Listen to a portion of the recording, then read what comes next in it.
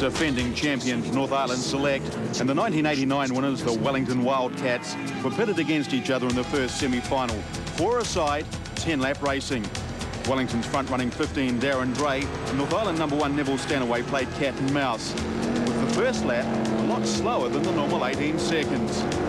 Stanaway, who spent most of the time on the wall on the first night, finally made his move.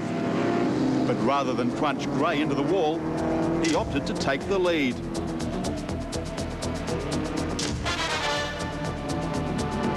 Gray was taken out. And Stanaway gave the slip to 99, big-hitting Ron Tye.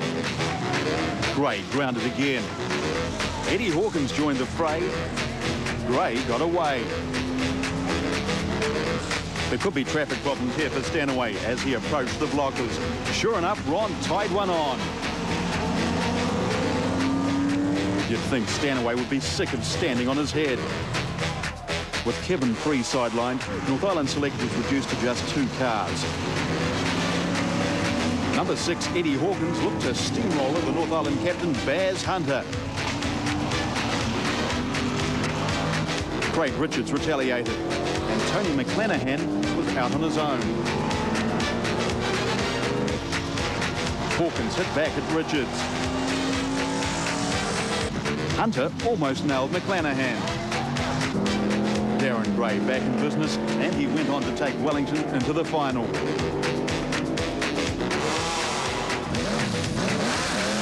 Race cam installed in the car of Stratford scrapper Royton Collingwood for the second semi against the local boys, the Auckland All-Stars. 69 Barry Pajewski was quick to lock wheels with Auckland Dynamo, the can man Clark Proctor. Collingwood went cross-country, courtesy of 44 Steve Richards. More biff for Collingwood. But it will take more than that to stop Collingwood. Greg Johnston sped around Richards. Collingwood cannoned into the can man. As Stratford's Johnston set the pace. Back to race cam, and Collingwood had a good view of the drama unfolding up front. Barry Pajewski clobbered. Collingwood a bit slow on the brakes. Neil McCord put the squeeze on Pajewski. Proctor lined him up and finished him off.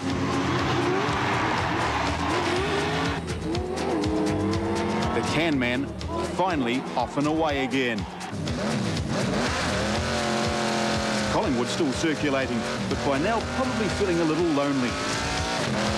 Up ahead, McCord and Stratford's Johan Randall were duelling.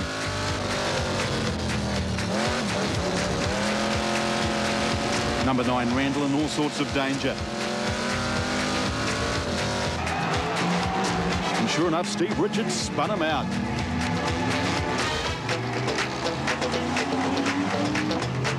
A formidable Auckland block. Collingwood went wide, not wide enough.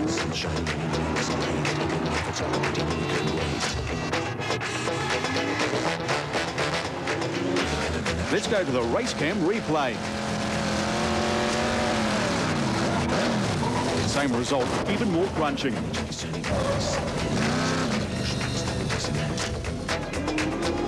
So it was the Auckland All-Stars in complete command, with Yandel bulldozed out of the road.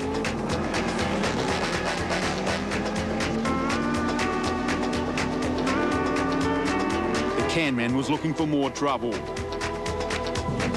Collingwood was back for more punishment. He didn't last long. The checkered flag to Auckland's Frank Irvine. The All-Stars through to the final. As the pit crews knocked the stock cars back into shape for what promised to be an enthralling 12-lap final. Hard-hitting number 6, Eddie Hawkins, was a key man for Wellington as the grid positions were sorted out.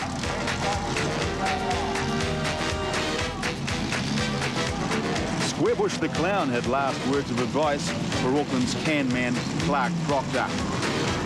Out of the road, Squarebush, we want to race. Come on. This time. They're away in the team's final. And 52, Tony McClanahan, immediately the meat in an Auckland sandwich.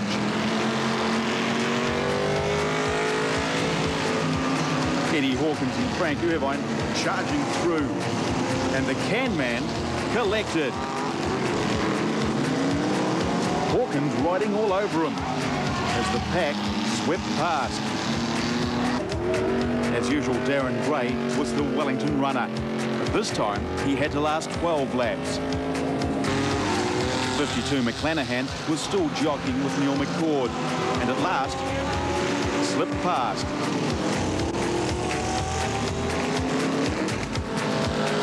The big hitters were trying to line each other up.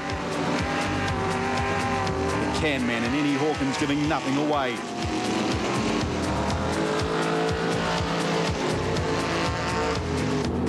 Gray caught up in the traffic, but it was McCord and the airport panel beater's tank who went airborne.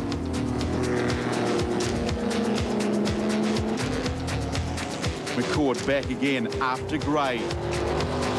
The angle just not quite right, and it was Gray who turned the tables, pushing McCord in field. Ian King shouldered McCord aside, letting Gray through. With Auckland's Steve Richards and Frank Irvine giving chase. The pair closed on the race leader Gray. Spun him around, and Irvine was now in control. McCord pulled out in front of Eddie Hawkins. Now that's living dangerously. The colour-coded captains clashed again, with Proctor parking McClanahan in front of the partisan crowd. The can man providing cover for Irvine, with Gray desperate to regain the lead.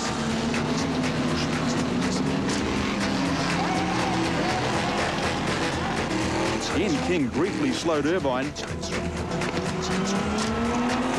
No room to spare, but Gray was through.